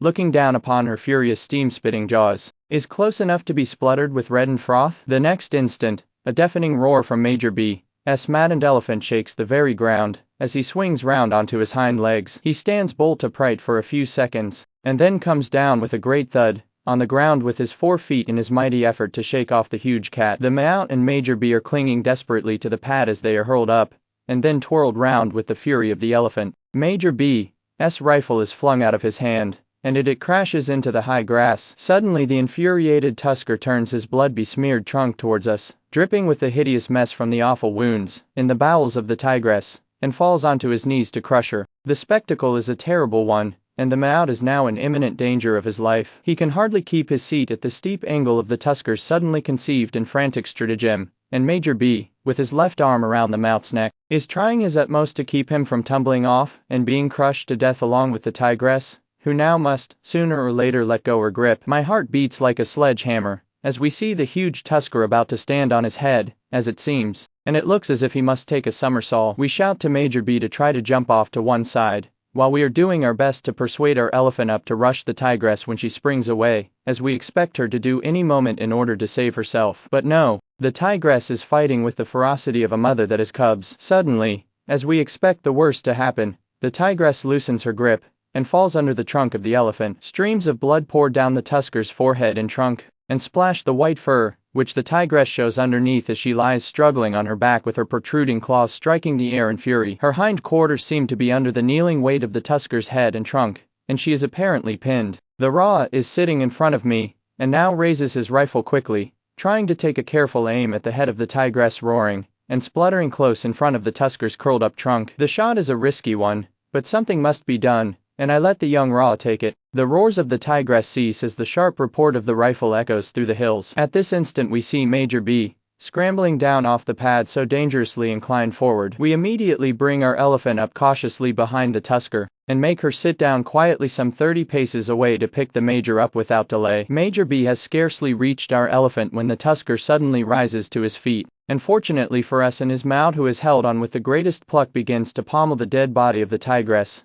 who has received her quietus from the raw. Immediately Major B had scrambled up onto the pad of our elephant. We moved away rapidly about 200 yards, in case our immediate presence should give the excited tusker cause for further irritation and attack. In the absence of other tuskers to help quiet an enraged elephant, the best thing to do is to move away quietly if there is time, and to leave the Maut to deal with the temper of his animal. The Maut fought desperately with his elephant, using his formidable gabag, or iron hook, freely, and hurling upon him such a vast vocabulary of abuse, that we were struck with wonder at the unlimited possibilities of the Hindustani language. Another impressive account is found on pages 149-151. Here Knowles witnessed the attack to a mighty elephant by a very large male tiger shot through the lungs. In spite of his injury, he was unable to roar. The tiger nearly killed the elephant. When he retreated to take a break, the elephant bolted. He was so badly mauled that the Maut died of a broken heart. The big male elephant struggled for many months, but eventually survived.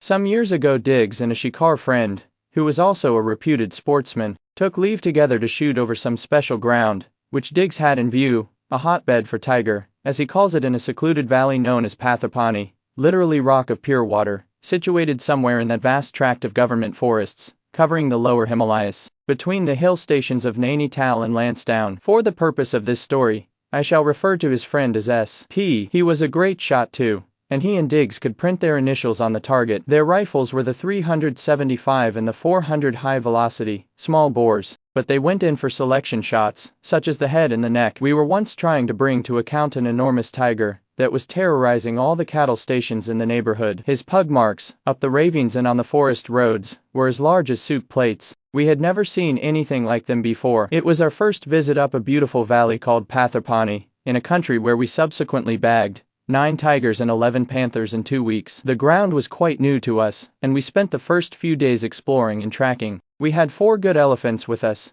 kindly lent by a Maharaja who was a friend of S.P.S. Of these, our favorite, Howdah, elephant was a huge big tusker, who had been a Quetta, chucker out, his younger days, and about 40 tigers had been shot off his back. His name was Chand Marat, face of the moon, and his Maut's name was Akbar Khan. They were both fine old veterans, the Maut with a flowing white beard, and the elephant with great pointed tusks, like protruding beams enameled white, both nerveless and fearless, and true to the marrow. In this hour of the twinkling dawn, we moved silently along on Chand Marat to the mouth of the ravine, where the evening before we had tied up a buffalo calf for this monster tiger. Suddenly, Chand Marat lifts up his trunk, and scents the air. We take the warning, and the Maut quickly guides the elephant behind cover, to allow some wild elephants in front to cross the riverbed in which we are standing. A thin mist hangs over the valley, and a disturbed barking deer is yelling itself hoarse. There is no other sound but the falling of dripping dew, and our caps and coats are wet. We see the big form of the elephants go noiselessly by.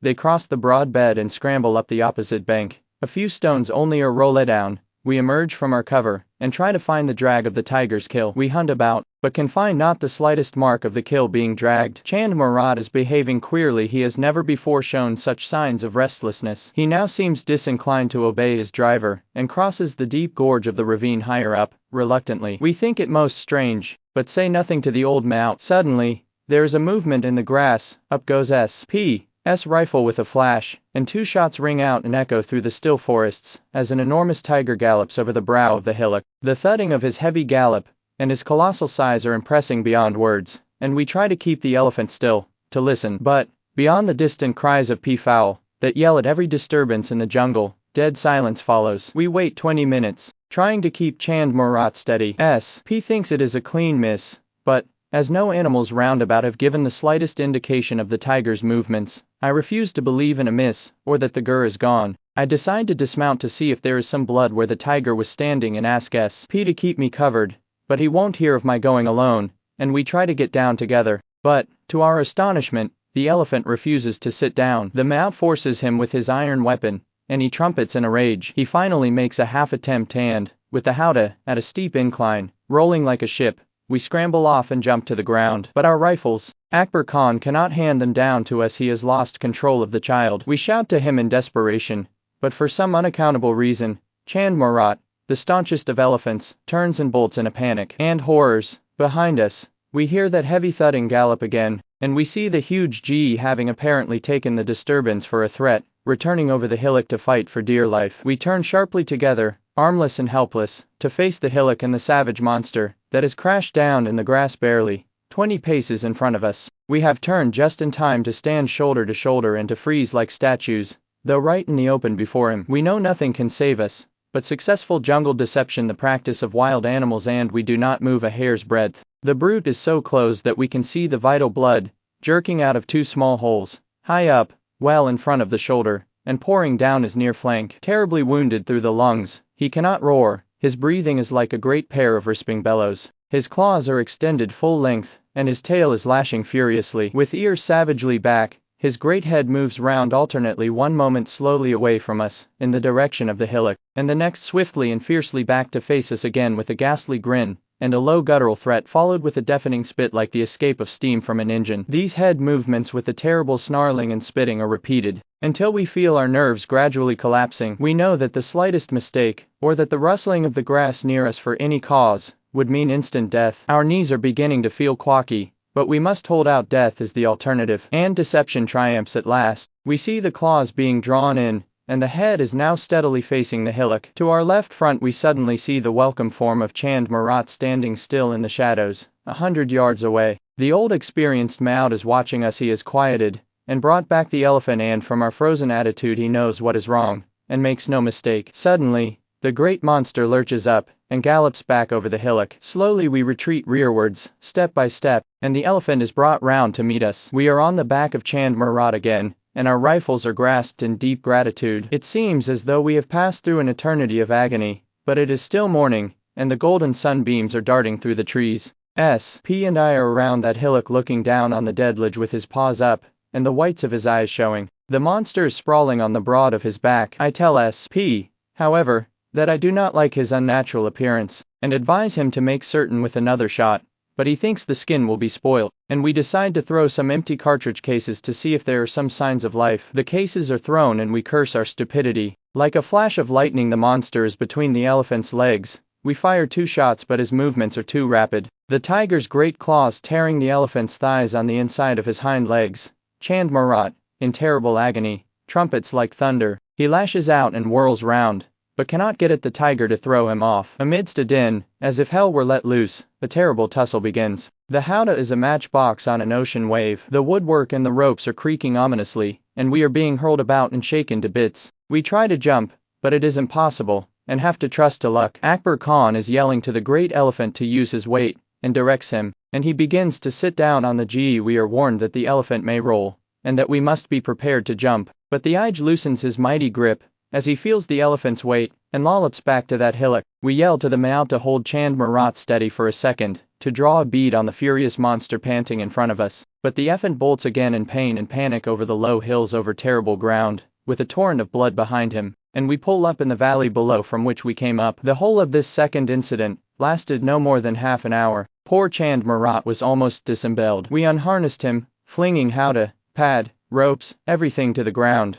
and walked him slowly back to camp pouring with blood. We could do nothing more, while we followed behind on foot. 2 hours later, on fresh elephants, we were round that fateful hillock again, and found the dread monster lying for a second time, on the broad of his back, again showing the whites of his eyes. We took no more risks and put 2 bullets into his head simultaneously. He was a magnificent specimen. Lying on the spot, he measured to ft. 6 and from the tip of the nose to the tip of the tail. We heard of the death of old Akbar Khan, the Maut, some months afterwards. He must have died of a broken heart. The shock of his child's behavior, in whom he had implicit faith, must have haunted him and cut short the remaining days of his life. Chand Marat almost succumbed to his wounds too, and it took him several months to recover. In another story, saved from a rogue elephant, a male elephant was seen at close range, by Knowles and a friend. The rogue had encountered a large male tiger, and he had been badly wounded in the fight with no winner. Pages 195-201.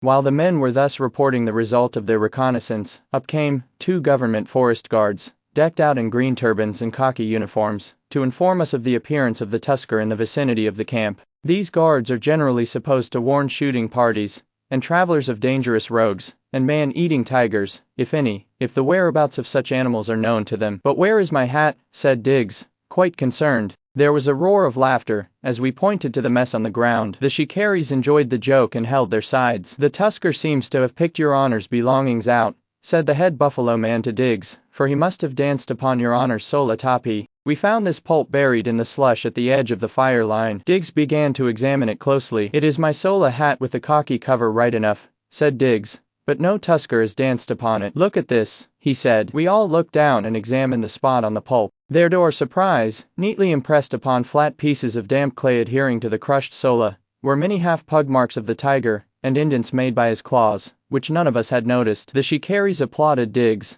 and said there was no shikari in all the world like himself. The pug marks of the hind leg, too, said Diggs. Do you know what happened? He inquired. Not the faintest idea, we said. Well, he went on, I'll just explain. The pulp is the shape of a roly-poly pudding. It has been rolled in the slush under one of the tiger's hind legs. What happened was that the tiger and the tusker must have come into contact when the latter rushed towards the spot where the tiger roared so close to us. My hat fell at the edge of the swamp, practically in a line with the animals. In a fight between a tiger and an elephant, the latter is forced to back, which he does, swinging from side to side, as the tiger's frontal attacks are made with the objective getting in between the elephant's legs, from one side or the other, or, inducing the elephant to turn and expose his rump, when Stripes would be on the top of him like a flash of lightning. The tiger must have made the tusker back to the fire line, beyond my sola tapi, which brought the former directly on the top of it and, in his movements of attack, the tiger crushed up the hat as you see it. It must have come under his hind legs, as the tiger darted backwards and forwards,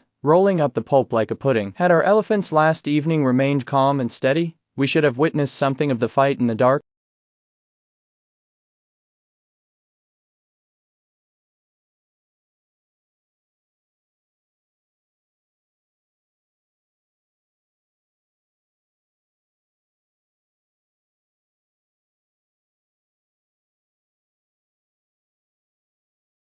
We stand behind our trees, freezing in momentary panic. We know that, here again, our lives depend upon calmness, and keeping quite still, and we dare scarcely breathe. Suddenly the awful silence is broken by that diabolical coal, or hot weather bird, that begins his discordant, tuning on a tree just over our heads, just as the great stealthy criminal takes 2 silent steps forward, and puts out his trunk to smell. His red gleaming eyes, like little balls of fire, are fixed on our trees, as if he were gloating over his find. At this agonizing moment that terrible bird startles the forest with his maddening cry, brain fever, brain fever, brain fever. The last notes, echoing through the stillness in a screeching crescendo, aggravate the tusker, who comes deliberately forward now, feeling all round the trees nearest to him with his outstretched trunk. It is a living nightmare. He seems so near now that, for the first time, we notice great clots of congealed blood, and strips of flesh hanging down his trunk, where deep marks of long gashes, still bleeding, are quite prominent. It flashes through me how right Diggs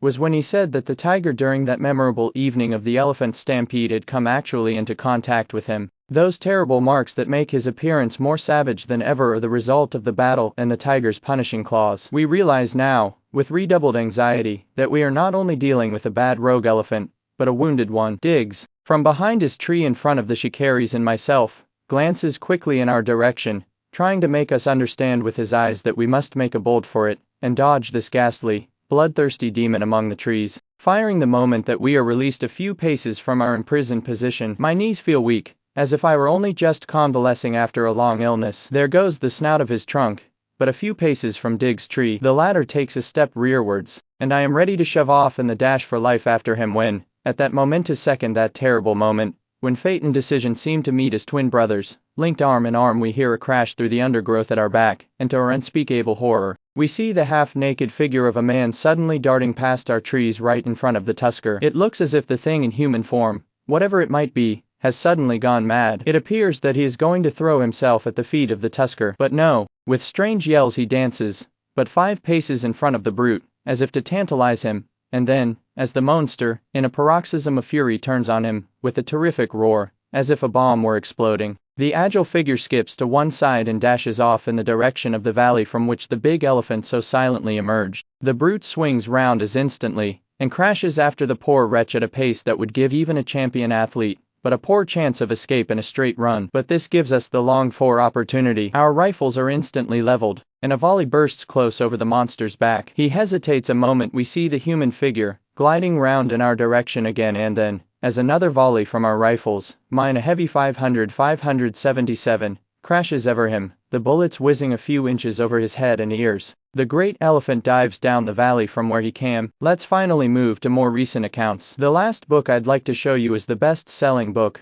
No Beast So Fierce, by Dane Huckelbridge, where he states that full-grown elephants have been victims of tiger predation in recent times, and he mentions that a 20-year-old elephant was eaten by a tiger in Corbett Park in 2011, as well as a 28-year-old killed and eaten by several tigers, maybe a family with 2 grown cubs.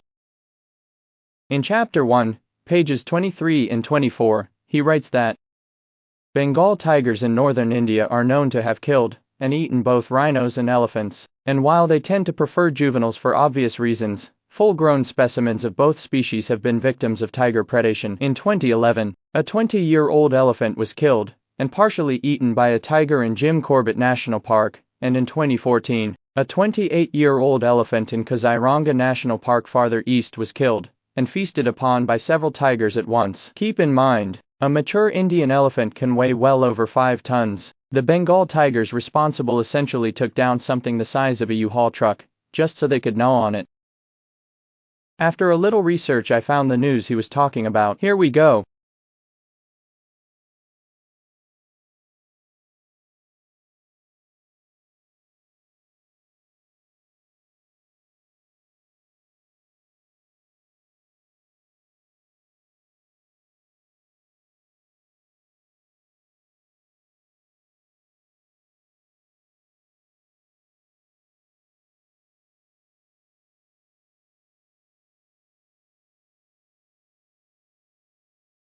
In the last part of this video, we will look at more recent news stories about tigers and elephants killing each other. However, as reports of elephants killing tigers are very rare, I would first like to show you a famous report from 1904. It is about a fight to the death in the Colosseum of Hugh Citadel. It is important to know the context, because this was the last of a long series of fights to the death between tigers and elephants in this Colosseum. Let's take a look. A unique, yet rarely visited monument in Hu's ancient citadel is H. Quinn Arena, a stadium where tigers and elephants once fought till their last breath for the royal family's entertainment. While one might expect this to be a fair fight, the elephant's victory was nearly assured as the tiger's sharp teeth and claws were removed before each battle. This edge was likely given to the elephants due to their royal favor, earned for their role as tools of war. In addition, tamers sat atop the Goliaths to direct them. That being said, both animals could put on quite a show. Before H. Quinn was built, these clashes took place in open fields, the most gruesome of which occurred under Jia Long's reign and featured the massacre of 18 tigers by 40 elephants. During this battle, one of the tigers pushed a tamer off his elephant who was then crushed under its weight. Shortly after, Jia Long's heir, Min Mng, was nearly killed by a tiger in a similar skirmish. To make things safer, relatively speaking, King Min Mng decided to build H. Quinn in 1830 for such sporting events, the last of which took place in 1904. During this last event, a French journalist from Figaro was invited and published the fight. Anyway, without further ado, let's read the 1904 article. A fight worth living. Elephant versus tiger. The Figaro publishes an account of a fight between a tiger and an elephant from its correspondent at Hugh, Annam. The combat had been specially arranged by Ton Tai, the king of the French Protectorate, for the amusement of the European residents, who were present in large numbers. The tiger had been captured by the Kiag himself, and the elephant had, some time ago, killed 2 of its keepers, and was a fierce brute. Excited by the shouts of the mahouts, the elephant took the offensive and rushed upon the tiger, which, however, sprang aside and leaped upon its adversary's back. The elephant, by a sudden movement, shook the tiger off, and then, lifting it with its trunk, hurled it against the iron fence of the arena. On rising, the tiger fastened its teeth in the leg of the elephant, but a moment later had the life crushed out of its body by a terrific blow of the elephant's foot. It is not known how much of the story of the Hugh Colosseum was known to the journalist, but he claims to have seen the tiger's teeth. Perhaps on this occasion only the tiger's claws were removed or dulled. Probably the claws were removed because the tiger did not try to scratch the elephant's trunk. This is interesting because, as we have already seen, the elephant usually tries to use its trunk as little as possible when fighting a tiger, as it is one of its most vulnerable points. Anyway, let's move on to more recent times. Here are some photographs taken at the 1995 annual elephant polo tournament in Nepal. In particular, there is a photo of an elephant wounded by a tiger.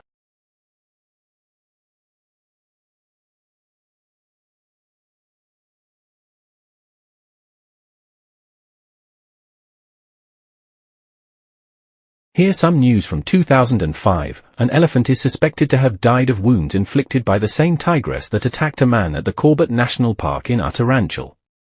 Park officials confirmed that the pachyderm, which was found dead Friday night, had fought with the tigress that had mauled a man at the Dikala tourist complex on the previous night. According to a park official, the elephant had been spotted with wounds, visibly inflicted by a tiger about 5 or 6 days back. We were keeping track of the animal. Finally we found him lying dead in the forest quite close to the Dikala complex. The elephant was found to have suffered multiple wounds on its trunk, and it was amply evident that these were sustained in a battle with the tigress, which is suspected to have also suffered wounds. The tigress had been spotted with 2 cubs. These cubs are believed to have been with the mother during the fight with the elephant. In 2009, the New Indian Express published the news of a tiger killing a tusker at Eraviculum Park in Kochi. In a rare incident, a tusker was killed by a tiger inside the Eraviculum Wildlife Park near Munnar on Monday. Forest officials said the body of the tusker was found by the forest watchman of the area. A team of officials, along with veterinary doctors, have gone to the spot to conduct a post-mortem. We believe that only one tiger was involved in the attack, as there are only pug marks of one tiger, he said. Also in 2009, the Telegraph published the news of a tiger attacking a bull elephant after killing a buffalo.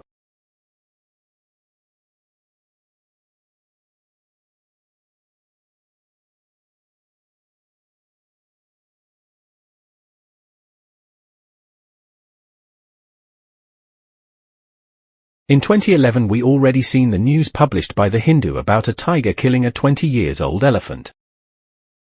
In 2012 a 15-year-old tusker was killed by a tiger in the Corbett National Park. According to National Park Field Director Ranjan Kumar Mishra, park staff on patrol discovered a tiger eating the body of a tusker in the Dila range of Corbett on Sunday noon. The pachyderm is estimated to have been about 15 years in age and had tusks about 2 feet long. The tiger is believed to have attacked the pachyderm from the rear, and after climbing atop the beast, is thought to have inflicted severe wounds on its rear and head. Apart from the back and head, the hind legs of the pachyderm had deep wounds and the ears of the elephant had been eaten. Considering the wounds on the elephant and the condition of the location where the body was found, the pachyderm is believed to have struggled hard against the tiger before being finally killed, added Mishra. The same year a young male tiger also made it to the news for charging at the elephants of a research team.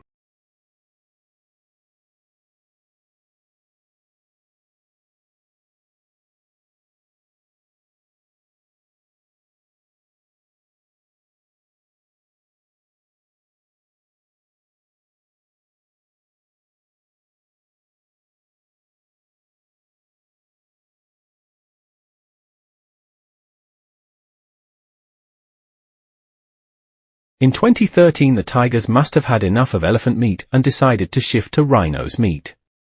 Bibav Talukdar, who chairs the International Union for Conservation of Nature Asian Rhino Specialist Group, said that, a tigress rearing its cubs can kill a rhino as the feline need not go far from its cubs. Though rhinos are mighty, a single adult tiger can kill a rhino. In Corbett there have been incidents where elephants have been killed by tigers. Compared to this, rhino is an easier kill, he said.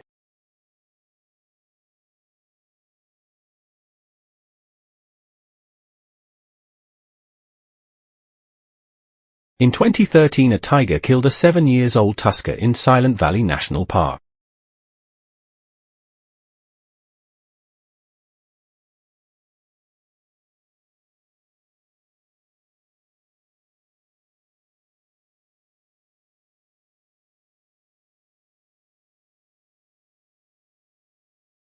In 2014 we've already seen the news about a group of tigers killing a 28-year-old elephant in Kaziranga Park.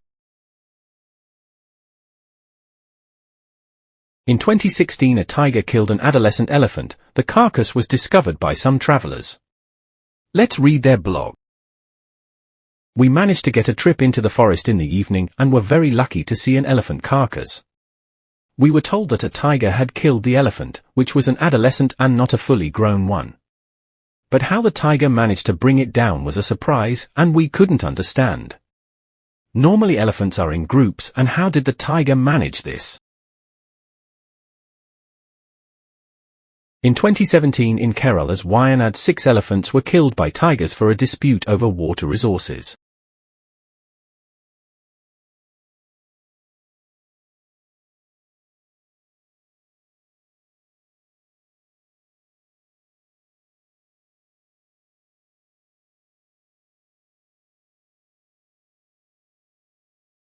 Also in 2017, a 20-year-old male elephant died from the injuries inflicted by a tiger.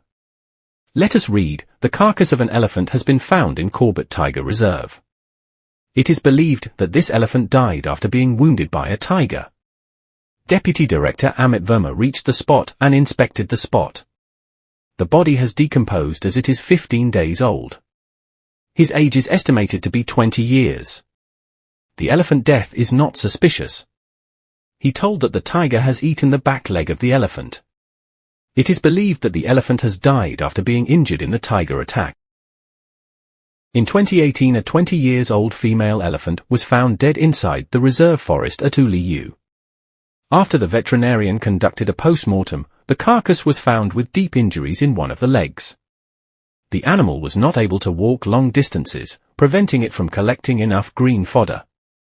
We have also found tiger pug marks in the area. There is a possibility that the tiger might have attacked the weak elephant. Its trunk was missing from the carcass. In a recent study undertaken by the government officials in Corbett National Park, tigers are killing elephants, particularly the young ones. The study collected data from 2014 to 2019, found that around 21 elephants, 9 tigers, and 6 leopards died due to infighting and clashes. Of the 21 elephants dead, 13 were killed by tiger. Meanwhile, no tiger was killed by the elephants. In 2020, the carcass of an 8-year-old elephant was found in the Ramnagar forest. The elephant had injury marks on its legs and trunk. It is likely to have died due to infighting with a tiger or a tigress. In 2021, a 7-year-old tiger and a 15-year-old elephant both died fighting each other in Kochi, although experts say that the help of the herd cannot be ruled out.